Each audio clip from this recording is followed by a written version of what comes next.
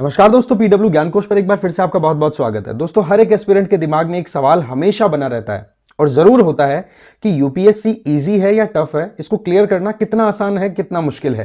तो देखो, सबसे पहली चीज तो मैं आपको बता दूं कि मेहनत का हमारी जिंदगी में कोई रिप्लेसमेंट नहीं है। यह आपका एक इंपॉर्टेंट थंब रूल होना चाहिए।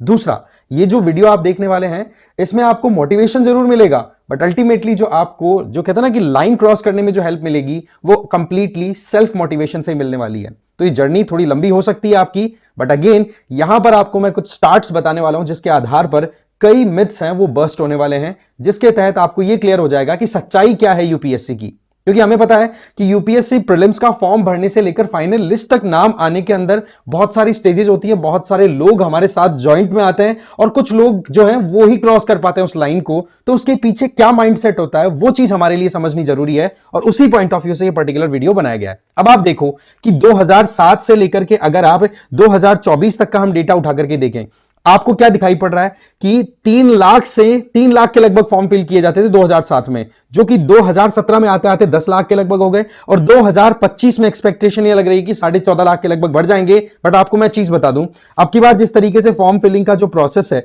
वो आपका थोड़ा डिफिकल्ट हुआ है ना, उसके तहत मुझे ऐसा लगता है कि अब की बार फॉर्म थोड़े से कम भरे जाने के चांसेस है। रीजन बीइंग, प्रोसेस बहुत हेक्टिक कर दिया, प्रोसेस के अंदर बहुत सारी चीजें आपसे पहले से पूछी जा रही है क्योंकि बाद में लफड़े ना हो, और दूसरी सबसे इंपॉर्टेंट चीज, जो नॉन सीरियस एस्पिरेंट्स है उनको पहले ही फिल्टर आउट करने का काम किया जा सके। वैसे आप देखो कि 2019 में सबसे ज्यादा फॉर्म गए थे 11 लाख के लगभग, ठीक है। फिर उसके बाद में एक बार 2020 में वापस रिड्यूस हुआ था।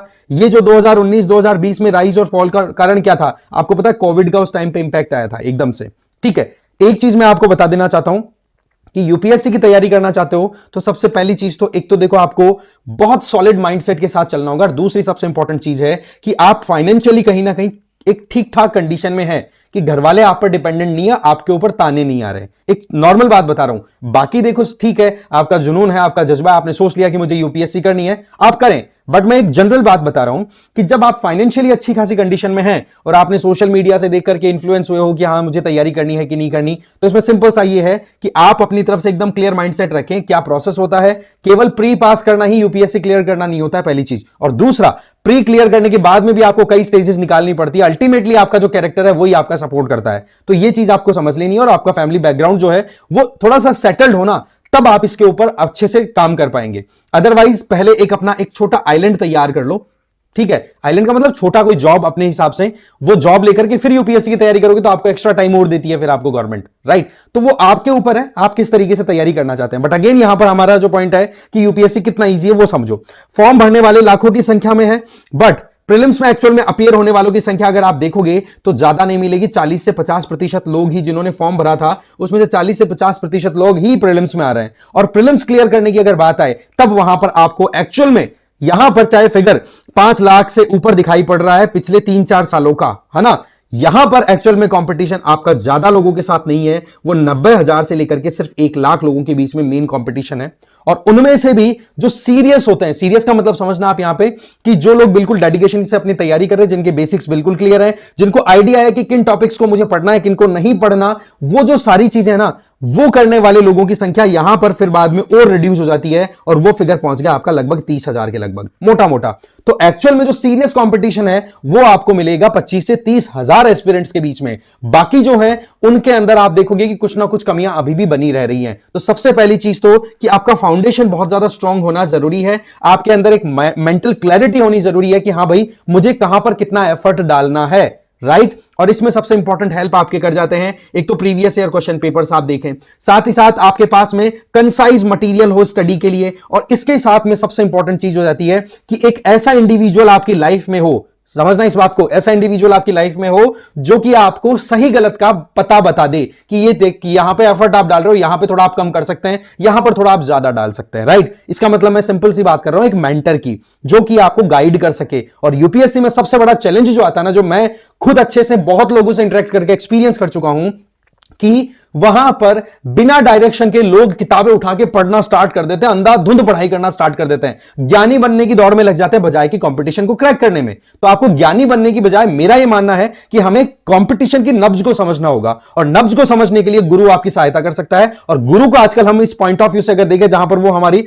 पग पग पर हेल्प कर सके, तो वो मेंटर्स हो गए हैं आजकल, समझ गए। तो मेंटरशिप बड़ा इंपॉर्टेंट रोल प्ले कर जाती है, समझ गए।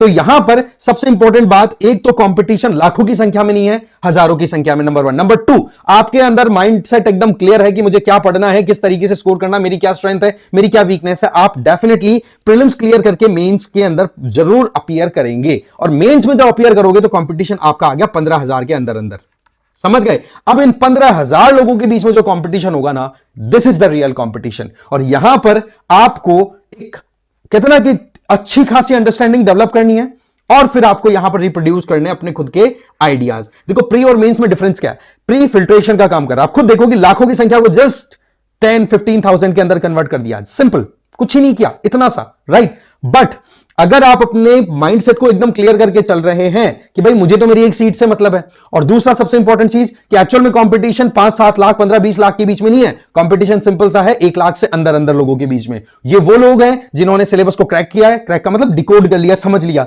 कि सिलेबस की डिमांड क्या है, पीवाईक्यूज को अच्छे से देख लिया, और उनको कहीं ना कहीं राह दिखाने वाले कुछ लोग हैं, कुछ का मतलब 1 या 2, ज्यादा से ज्यादा 2, ज्यादा नहीं, 1 ही बहुत होता है वैसे तो, जो आपको बता सके, सही गलत का आपको आइडिया दे सके। फिर आप इन 15,000 के साथ जब कंपीट करते हो ना, उस टाइम पर आपको अपनी क्रिएटिविटी अप्लाई करने की जरूरत होती है कि हां जी मेंस में मुझे कैसे आंसर राइटिंग करनी है। अगेन फिर वही बात है कि आपको करत करत अभ्यास जड़मते होते सुजान वाला जो कॉन्सेप्ट है ना, वो लगाना है। दैट मींस आपको प्रैक्टिस करनी है, पढ़ाई करनी है, प्रैक्टिस करनी है, पढ़ाई करनी है। एक सीधा सा थंब रूल यहां पर कई लोग बोलते हैं कि यार यूपीएससी क्रैक करने के लिए कीड़ा बनना पड़ेगा या किताबी कीड़ा, तो आंसर है एब्सोल्युटली यस, आपको बनना पड़ेगा। बट यस यहां पर आप अगर कहते हैं कि ना कि इन चीजों को आत्मसात करके अगर तैयारी करोगे विदाउट एनी डिस्ट्रैक्शन, तो डेफिनेटली फिर इस लेवल से भी आगे आप पहुंच जाओगे, और इस लेवल से आगे पहुंचोगे ना, फिर उसके बाद में आपको इस लिस्ट तक आने के लिए अपनी खुद की पर्सनैलिटी पे काम करना, जो कि मोर और लेस आपकी तैयारी के दौरान पूरा ऑटोमेटिकली चलता रहता है। आप चीजों को जब समझोगे ना, चीजों को जब प्रॉब्लम्स को ऑब्जर्व करोगे, ऑब्जर्व करने के साथ साथ में देखोगे यार गवर्नमेंट यहां पर कुछ कर रही है कि नहीं कर रही है, तो वहां पर 10 स्कीम्स के नाम आपको याद हो जाएंगे, यार ये स्कीम चल तो रही है, लोग क्यों नहीं फायदा उठा रहे हैं, फायदा उठाना चाहिए लोगों को। तो ऑटोमेटिकली वो चीजें जब आपकी पर्सनैलिटी में आएंगी, तो फिर वो प्रॉब्लम को ऑब्जर्व करने की आदत भी पड़ जाएगी, और प्रॉब्लम को सॉल्व करने के लिए भी आप हमेशा रेडी रहेंगे। अगेन क्रिएटिविटी भी फिर साथ ही साथ एड ऑन होती चली जाएगी। तो 2025 में देखो एक जो खास बात आई है ना मेरे दिमाग में, वो ये आई है कि यूपीएससी नॉन सीरियस एस्पिरेंट्स को पहले ही चेक देने की स्टार्टिंग कर चुकी है, ठीक है। और वैसे अगर देखा जाए तो यूपीएससी की प्रिपरेशन का बेस्ट टाइम होता है कॉलेज के साथ साथ कर लो, या कॉलेज के जस्ट बाद में स्टार्ट कर लो, जिससे कि घर वालों की जो इकोनॉमिकल एक्सपेक्टेशन है ना, वो आपसे ना जुड़े, क्योंकि जितनी ज्यादा एक्सपेक्टेशन होगी उतना ही आपके ऊपर बर्डन होता है, तो वो भी एक मुश्किल का कारण बन जाता है, राइट।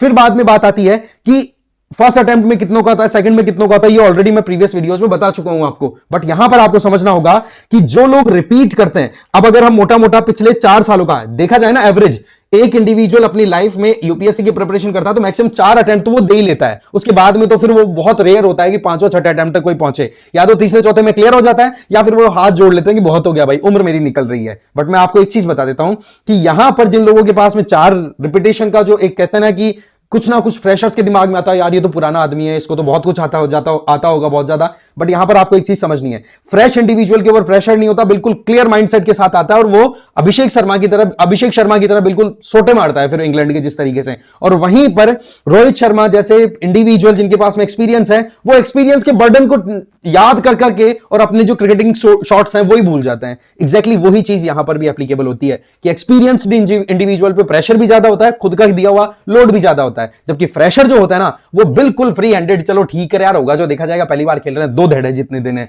तो वो ऑटोमेटिकली अपना स्कोर निकाल जाते हैं, समझ गए। तो बिल्कुल फ्रेश माइंडसेट के साथ जो तैयारी कर रहे हैं वो लोग हमेशा आगे बढ़ते हैं। और रिपीटर्स है ना, उनको भी ये चीज समझनी होगी कि हर बार फाउंडेशन तो चलो सेम रहेगा, बट चीजें जो करंट अफेयर वाली वो अपडेट होती है, तो उसके साथ में खुद को अपडेट रखना जरूरी। तो अगेन फ्रेश और रिपीटर्स के बीच में ज्यादा डिफरेंस इतना होता नहीं है।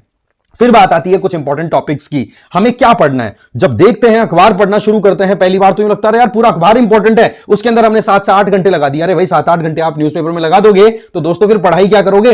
अखबार में इन्वेस्टमेंट होना चाहिए ज्यादा से ज्यादा 1 घंटा, ज्यादा से ज्यादा 1.25 घंटा, पर वो कैसे किया जाए। अगेन आपको कहीं ना कहीं एक प्रॉपर गाइड की रिक्वायरमेंट है, तो वो मेंटरशिप आपका इंपॉर्टेंट रोल प्ले कर देती है। 10 दिन की गाइडेंस प्रॉपर अगर ले ली जाए तो ज्यादा भी नहीं तो आपकी बहुत मेहनत को वो रिड्यूस कर देती है, इफेक्टिवनेस आती है फिर आपकी लाइफ में, समझ गए। तो up to the mark preparation करने के लिए देखो मेहनत तो करनी पड़ेगी, बट अगेन मैं बता दूं कि कहीं ना कहीं हमें मेहनत के साथ साथ में प्रॉपर डायरेक्शन की भी रिक्वायरमेंट होती है। मैं यहां पर ये नहीं कहता मेंटरशिप ज्वाइन करो वो करो, वो आपके ऊपर है भाई, पर मेंटरशिप आजकल जो है वो आपको ऑनलाइन इजीली मिल जाएगी। 5-7 हजार रुपए, 10 हजार रुपए, 10 तो शायद मैं ज्यादा बोल रहा हूं भाई, 2 से 4 हजार रुपए में मेंटरशिप देने के लिए बैठे हैं सब लोग, राइट बस केवल और केवल उनसे गाइडेंस लेनी है और अपने हिसाब से काम करो। इतना मुश्किल नहीं है। मुश्किल क्या है, हमें पता नहीं है कि क्या पढ़ना है, हमें पता नहीं है कि क्या अप्रोच हमें अपनानी है ना। फॉर्म फिल करना इतना ज्यादा होता है लाखों की संख्या में, क्योंकि 100 रुपए फीस लगती है ना। और अब की बार तो देखो ज्यादातर कैटेगरीज को फ्री कर दिया कि चलो ठीक है, महिलाओं के तो पैसे ही नहीं लगेंगे, तो 50% के लगभग फॉर्म्स तो वैसे ही फ्री हो गए। रिमेनिंग फिर बाद में SC ST वाले उनके नहीं लगता है ना। इसके अलावा जनरल OBC इनका थोड़ा बहुत फिर भी चार्जेस लगते हैं, वो भी 100 रुपए। इसलिए फॉर्म फिल करने वालों को कभी दिमाग में नहीं रखा इतने लोगों ने फॉर्म, कोई फर्क नहीं पड़ता भाई। हमें तो कंपटीशन करना है प्रीलिम्स के अंदर तो लगभग 90,000 से, और मेंस तक आते आते ये कंपटीशन और रिड्यूस हो जाएगा हमारा 25 से 30,000। और जब आप देखोगे तो मेंस क्लियर होगा ना, फिर कंपटीशन रिड्यूस ही होता चला जाता है। असली कंपटीशन आपका जो दिखेगा वो प्रीलिम्स के लेवल पे ही दिखाई पड़ेगा, लाखों से लाख के लगभग होता है। ठीक है, तो सीधी बात है, टॉपिक सिलेक्शन के ऊपर आपका प्रॉपर फोकस होना चाहिए। कहीं पे प्रॉब्लम आए तो मेंटर आप जरूर रखें, ठीक है, गाइडेंस लेनी जरूरी है, ईगोस्टिक बिल्कुल ना बने, ये मैं आपको एक एडवाइस दे रहा हूं। बाकी आपके ऊपर, आप अपने हिसाब से अपनी प्रिपरेशन को कंटिन्यू कर सकते हैं, it's all up to you, right. But UPSC clear करने के लिए जिस तरीके का कंपटीशन अभी डेवलप हो रहा है, क्योंकि सोशल मीडिया के चलते इतना ज्यादा अवेयरनेस आ रहा है कि फॉर्म इतने भरे जा रहे हैं, तो लोग एक साल भी अगर इन्वेस्ट कर रहे हैं तो वो एक साल फिर बाद में प्रॉपर यूटिलाइज होना जरूरी है। समझ गए? तो ये जो प्रोसेस है ना, है बड़ा रिग्रेस, बट यहां पर अगर प्रॉपर गाइडिंग लाइट अगर आपको मिल जाए ना, बहुत इजी हो जाता है, समझे। और इसी बात को इंश्योर करने के लिए PWIS की तरफ से प्रीलिम्स पावर प्रेप, ये प्रीलिम्स के पॉइंट ऑफ व्यू से यहां पर भी मेंटरशिप दी जा रही है। मेंटरशिप बहुत इंपॉर्टेंट है, ध्यान रखें आप। अभी मत समझना कि आप तो यहां पर प्रमोट कर रहे हो, नो, आप कहीं पे भी जाइए, मेंटरशिप बहुत इंपॉर्टेंट है, मैं बता रहा हूं आपको, ठीक है। क्योंकि आजकल ऑनलाइन अगर आप प्रिपेयर कर रहे हो तो आइसोलेटेड हो, दूर बैठे हो, तो फिर बाद में आपको ये नहीं पता कि दुनिया में चल क्या रहा है, जबकि कंपटीशन आपको दुनिया से करना है। तो ऐसी परिस्थितियों में थोड़ा सा आपको एक रियलिटी चेक देने वाला इंडिविजुअल चाहिए, समझ गए। लाइव लेक्चर्स आपको दिए जाएंगे इसमें प्रीलिम्स के हिसाब से, डेली प्रैक्टिस होगी, वीडियो सॉल्यूशंस दिए जाएंगे, साथ ही साथ CS आपकी GS और CSAT की प्रिपरेशन में भी सेक्शनल और फुल लेंथ टेस्ट होंगे। ये तो 8,000 में, और आप केवल प्रीलिम्स की टेस्ट सीरीज ही ज्वाइन करना चाहते हो तो वो सिर्फ 4,000 में, ठीक है, जिसमें आपके टेस्ट भी इंक्लूडेड है, मेंटरशिप भी आ गई और वीडियो सॉल्यूशंस भी आ गए लाइव। अच्छा, ऑनलाइन ऑफलाइन दोनों मोड्स में है और इंग्लिश और हिंदी दोनों मीडियम्स में, ठीक है। इसके अलावा आप मुझे फॉलो कर सकते हैं इस QR कोड को स्कैन करके। मेरा नाम है रजनीकांत लाटा। इस वीडियो में इतना ही था। Thank you very much for watching this video.